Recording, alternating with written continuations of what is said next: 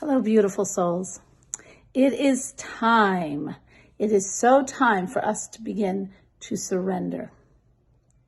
You know, there is so much going on in the world today, so much going on in our own lives, and we have the highest percent of anxiety that we've ever had, okay?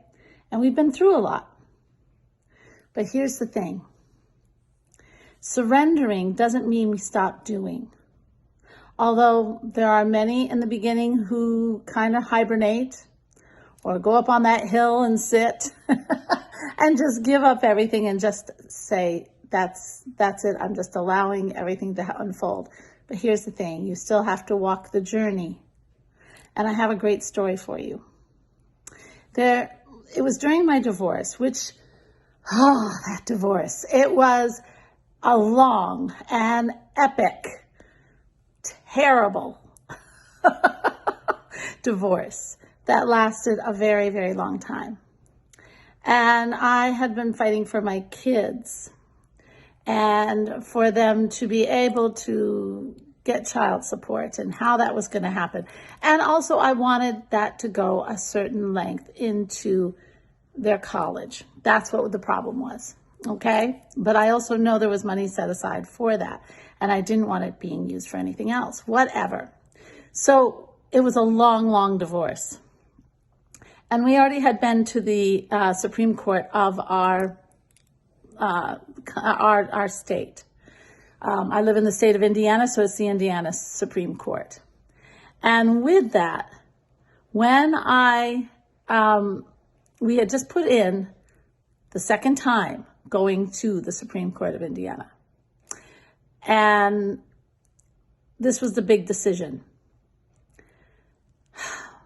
I was nervous. I was finding that I could not do anything. I couldn't complete stuff. I was just waiting and waiting and waiting. And it was the only thing we were waiting on. Everything else had been settled. So I decided I can't live like this. The anxiety, the not being able to finish stuff, always in a state of limbo, because I felt like we were in limbo. So I made a little fire outside in my fire pit, and I wrote the universe a letter. And I said, I am going to allow you to just take this over. I'm sure they were so excited. And I know you have a better plan than I do. I trust that you're going to fulfill this for the betterment of all. And that's what I stuck with. Then I burned it and I let the wind just take it up to the universe. And that is that. Every time I had it coming into my head that I was going to be worried about it, I'd say, no, it's all going to be resolved with the betterment for all. And I went about my life. I actually wrote a book during that time. I actually started doing a whole lot of things with my kids. I started getting, my life back. But I didn't worry. I surrendered it. Now, the Supreme Court of Indiana came back and I had lost. Yep, I had lost. And yeah, I was upset, but I thought, okay, this must have been for the betterment of all. And I let it go because I had given it up. Okay. But here's the thing. I was driving down in Indianapolis.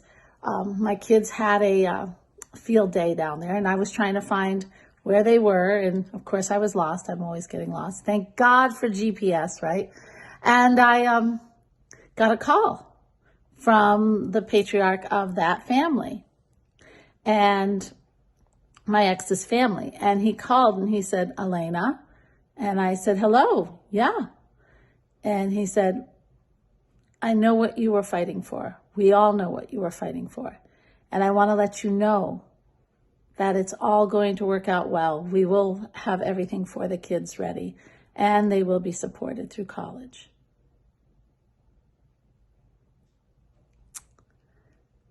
You see, I said the betterment for all. if I had won, that would have caused hostility, and the fight would have continued. But because I had lost,